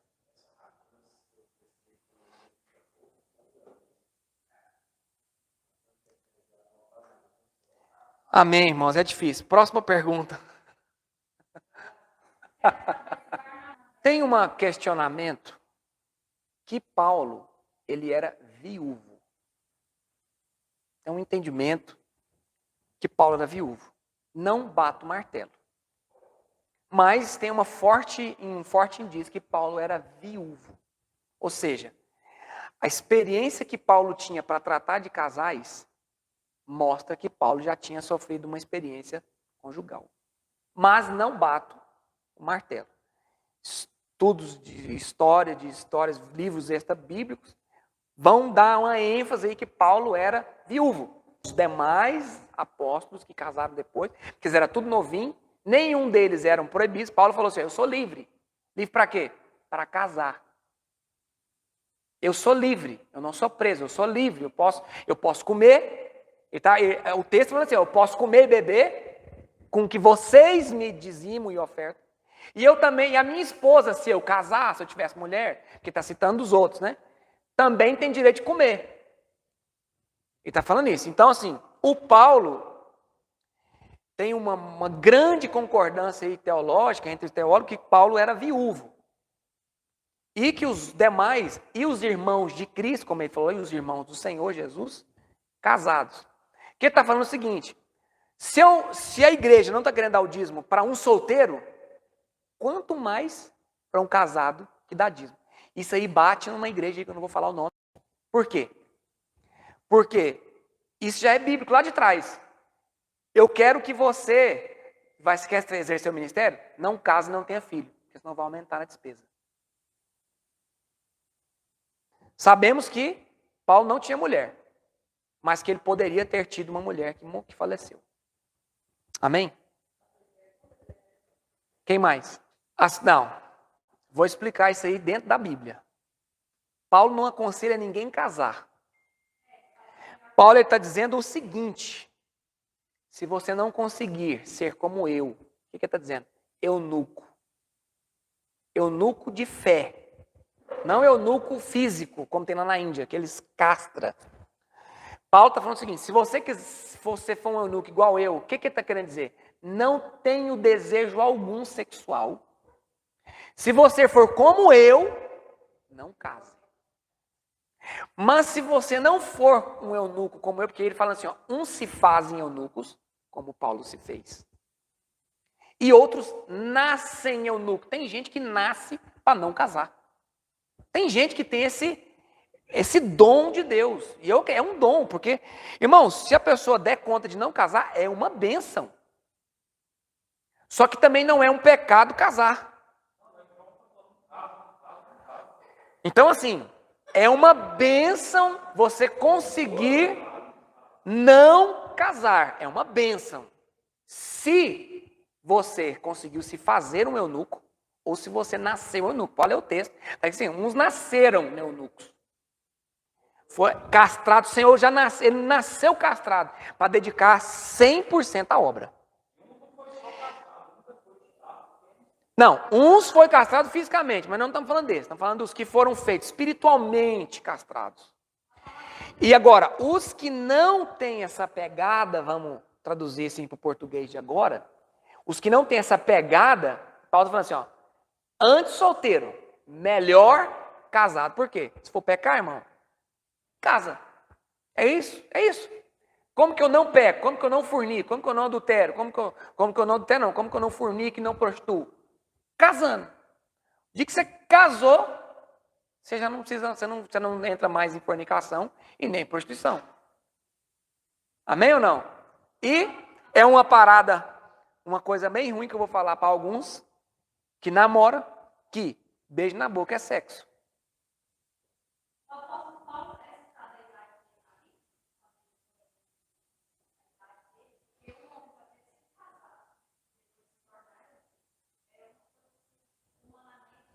É por Deus. É por Deus. É a graça que ele recebeu. Não, eu não vou te falar a idade dele, não. Mas é por Deus. Paulo, ele foi muito ferido. Paulo, ele foi uma pessoa muito ferida. E o próprio Senhor feriu Paulo.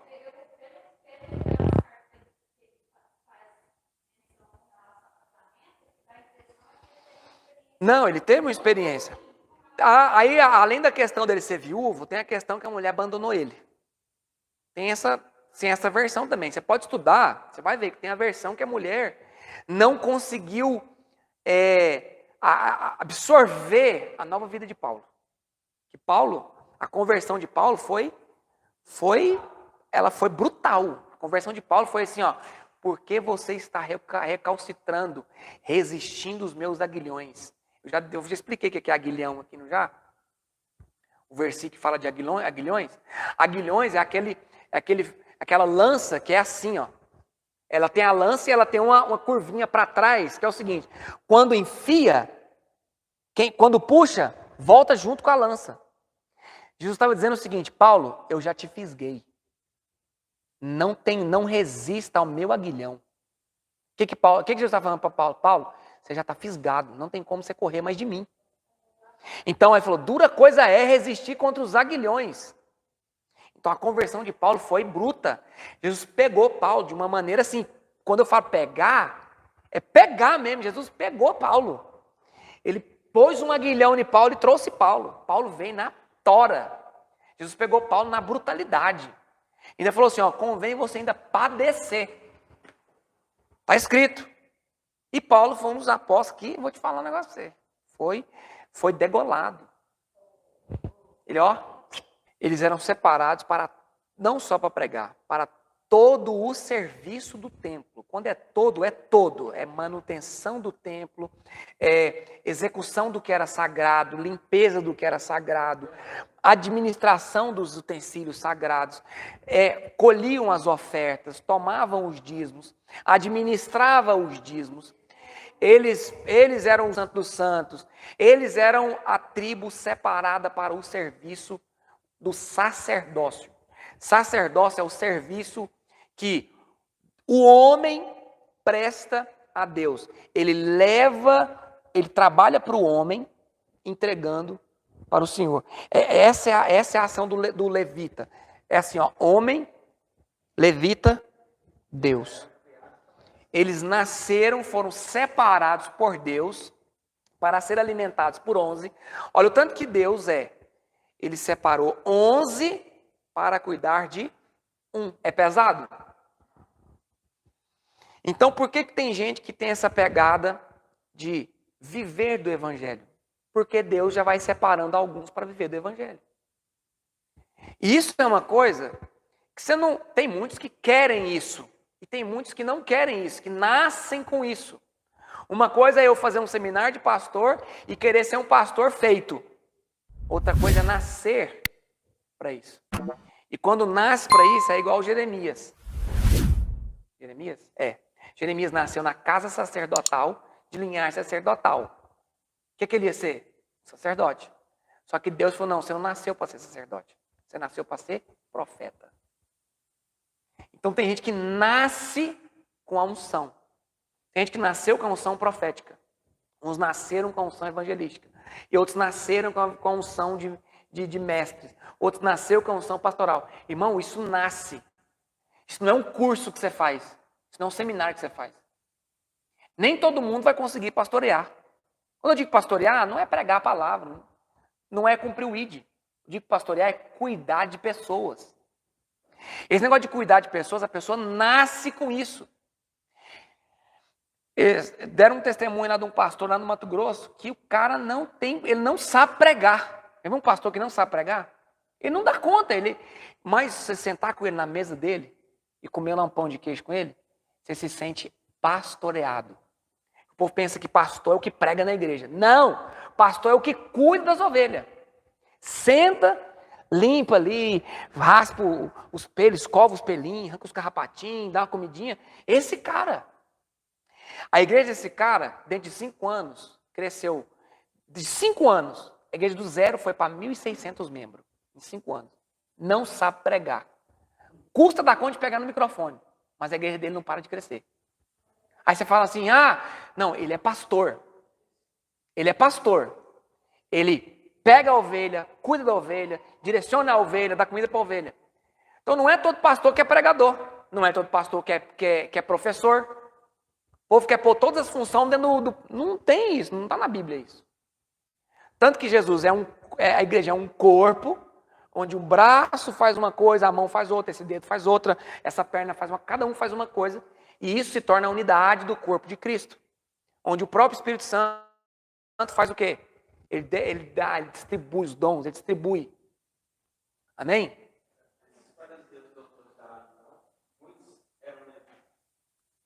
Os fariseus, eles eram... Não necessariamente. Os fariseus, ele era um povo estudioso, conservador, que vivia ali mostrando para os outros o que devia fazer. Nem todos os fariseus eram uma linhagem. Fariseu, saduceu, Tem os outros aí dos seus aí também. Uns trabalhavam.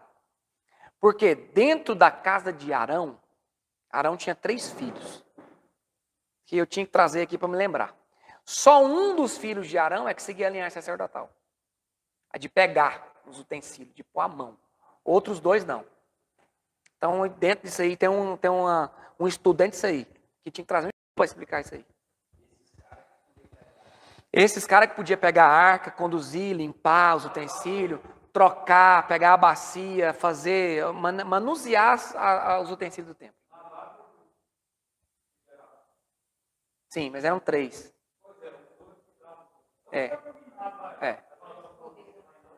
Só os que tinham, aí tinha as separações lá. Mas hoje somos nós. Tem algum sacerdote aí? Você pode manusear a arca? Sim ou não?